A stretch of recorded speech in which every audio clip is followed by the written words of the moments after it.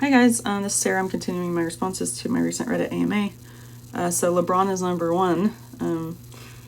Asked, how do you prep for Google New Grad, if I may ask? So yeah, Google New Grad, those are some hard interviews. I spent a lot of time doing algoexpert.io. Honestly, I'm not a huge fan of HackerRank or LeetCode. I think they're too broad. I think there are way too many questions on there, and the levels of difficulty aren't always accurate.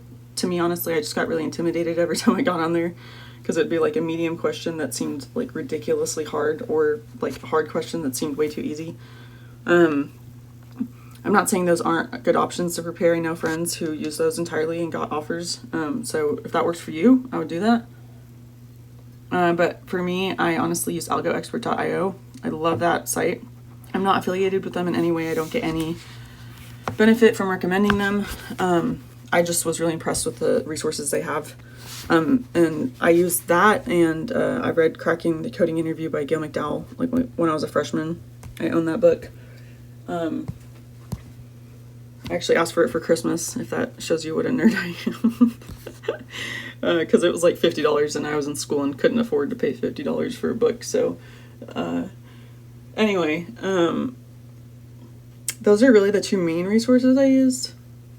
I'm sure there were others here and there, but I didn't actually end up having to do Google New Grad interviews.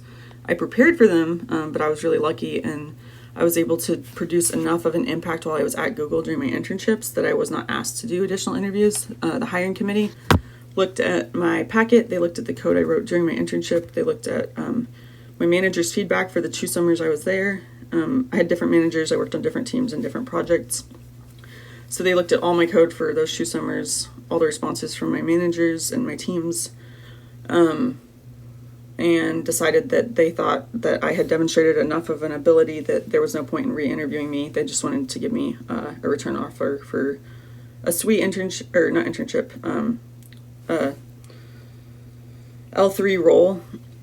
And I also had a very high-level manager asking for me specifically by name. I had not worked under him previously. I think that also helped really get me past the hiring committee without additional interviews, because that's not very common. So I guess the way I prepared really was by getting an internship at Google and then continuing to get return offers until I got a full-time offer. That is a valid way to approach it, to be honest. I'm a huge fan of internships because they teach you a lot. I've learned way more in my internships than I ever have in my school program. They pay well, so they really helped me get through school, paying for my school and everything.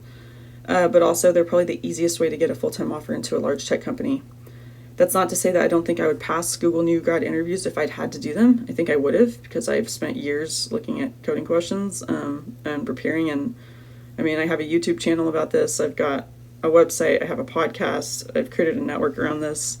It's something I actually just find fun now. And I continue to practice interview questions even though I don't have to interview, just to stay up to date.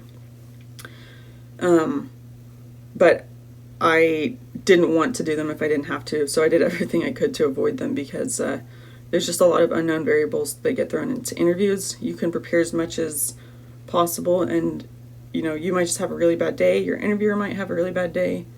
There's a lot of things that can go wrong and are like left to chance with interviews like that. So I just wanted to avoid it if I could, and if I couldn't, I knew I was prepared enough that I would do my best, and if I didn't get it, then it would be okay. I'd move on and find a different job, because at the end of the day, you can just do what you can, and there are things out of your control. And I don't mind losing or failing if I know that I did everything I could to prepare myself. I really just only, like, the reason that failing an interview would really bother me is if I know that I didn't take the time I should have to practice and prepare for it. So yeah, I hope that helps. Have a great day.